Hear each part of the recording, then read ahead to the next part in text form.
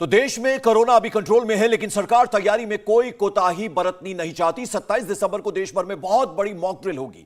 देश भर के हॉस्पिटल्स में इमरजेंसी मॉक ड्रिल की जाएगी। इसी दौरान केंद्रीय स्वास्थ्य मंत्री मनसुख मांडविया भी एक हॉस्पिटल का दौरा करेंगे और इस मॉक ड्रिल के जरिए इमरजेंसी रिस्पांस सिस्टम भी चेक किया जाएगा, ताकि जरूरत पड़ने पर कोरोना के बड़े से बड़े खतरे से भी निपटा जा सके। हमारे दो सहयोगी हमारे साथ है, गौनिका अरोड़ा और पवन आरा। गौनिका, जरा ये जो 27 दिसंबर को मॉक ड्रिल होने वाली है, कुछ उसके बारे में इंफॉर्मेशन दीजिए, और ये 2 ड्रॉप नेजल वैक्सीन जो है उसके बारे में कुछ बताइए। देखिए, सबसे पहले नेजल वैक्सीन की बात करें तो आज इसका अप्रूवल दिया गया। हालांकि ये पहले से इसका ट्रायल चल रहा था, अप्रूवल के लिए इंतजार किया जा रहा था, लेकिन अब क्योंकि बूस्टर डोज को लेकर इस चौथी वेव जो आने वाली है, इसको लेकर बूस्टर डोज को लेकर सरकार लगातार ये कह रही है कि जिन लोगों ने बूस्टर डोज नहीं लगवाया है वो लगवाएं, क्योंकि सिर्फ 27% लोगों ने बूस्टर डोज लगवाया। अभी कई ऐसे लोग हैं जो बूस्टर डोज लगवाने बाकी हैं, इसीलिए इस नेजल वैक्सीन का अप्रूवल दिया गया। कुछ ऐसे लोग हैं जो इंजेक्शन नहीं लगवाना चाहते हैं, इसीलिए अब वो लोग सिर्फ अपने नाक में वैक्सीन की 2 ड्रॉप डलवाएंगे और उनका वैक्सीनेशन का वो कोर्स पूरा हो जाएगा। अगर आपका क्रेडिट स्कोर कम है तो बैंक लोन छोड़िए, शादी के लिए लड़की भी नहीं मिलेगी। क्रेडिट स्कोर इम्प्रूव करना है तो फ्रीडम ऐप को अभी डाउनलोड करो। ये भारत बायोटेक की वैक्सीन है, आज से तमाम प्राइवेट अस्पतालों में उपलब्ध है। प्राइवेट अस्पताल में जाकर लोग इस नेजल वैक्सीन को लगवा सकते हैं।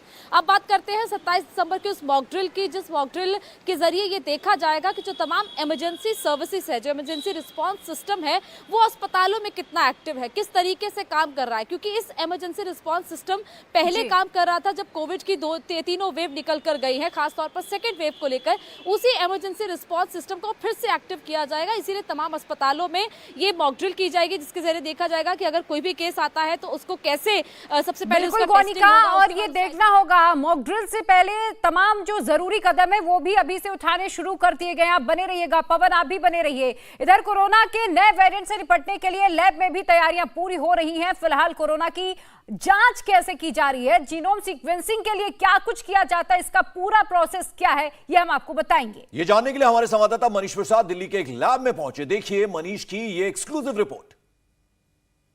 इस समय जीन स्ट्रिंग लैब में है। यहाँ पे आरटीपीसीआर टेस्टिंग हो रही है। फर्दर जो बाकी आरएनडी है वो भी यहाँ पे की जा रही है। उसके अलावा एयरपोर्ट पे पिछले साल में जब टेस्टिंग हुई तो इसी लैब ने अपना पूरा वहाँ पे इक्विपमेंट सेटअप किया और टेस्टिंग की जा रही है। हम आपको सीधा लैब के अंदर से दिखा रहे हैं, जहाँ पर इस समय सैंपल को कलेक्ट किया जा रहा है, उसके अलावा एक्सट्रैक्ट किया जा रहा है, साथ में पूरी टेस्टिंग की जा रही है कोविड प्रोटोकॉल फॉलो करते हुए। यहाँ पर जो डॉक्टर्स की टीम है, साथ में जो एक्सपर्ट्स की टीम है, वो इसे मॉनिटर कर रही है। यहाँ पे जो डिफरेंट इक्विपमेंट्स हैं उनके जरिए लगातार टेस्टिंग की जा रही है। डॉक्टर अल्पना राजदान, कितनी तैयारी के साथ इस बार, क्योंकि गवर्नमेंट की डायरेक्शंस बिल्कुल क्लियर है BF.7 को लेकर, क्या है ये, किस तरीके का है, कितना ये लीथल है और अभी आप क्या इसे पढ़ रहे हैं? जो BF.7 है ये BF.5 का एक सब वेरिएंट है और इसकी लिथैलिटी जो है वो थोड़ी ज़्यादा है एज़ कम्पेयर टू पहले जो ओमिक्रॉन वेरिएंट्स थे, क्योंकि इसका R0 वैल्यू जो है वो 18 के करीब है, विच इज़ डबल देन जो पहले ओमिक्रॉन वेरिएंट था।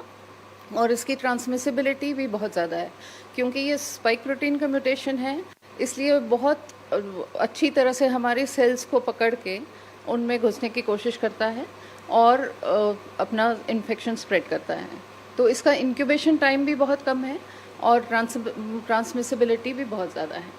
यहाँ पर अभी जो सैंपल्स हैं उसकी टेस्टिंग की जा रही है। जो एक्सपर्ट्स हैं वो ये कह रहे हैं कि जीनोम टेस्टिंग से ही क्लियर होगा। ये क्या है, किस तरीके का है, और जो यहाँ पे सैंपल्स आपके पास ऑलरेडी हैं उसके कैसे आप एनालिसिस कर रहे हैं, खासतौर पे तब जब ये एक पूरे देश के लिए बहुत ही इम्पॉर्टेंट हो गया है, प्रधानमंत्री खुद इसे इनिशिएटिव लेकर इस पर काम कर रहे हैं।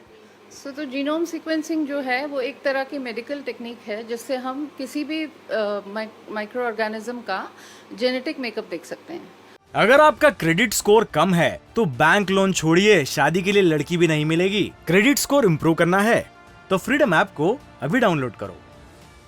तो अगर आप जेनेटिक मेकअप देखेंगे तभी आपको पता चलेगा कि उसमें क्या म्यूटेशन है, वो म्यूटेशन किस तरह से काम करेगा और उसका इफेक्ट क्या होगा किसी के भी इंसान के ऊपर।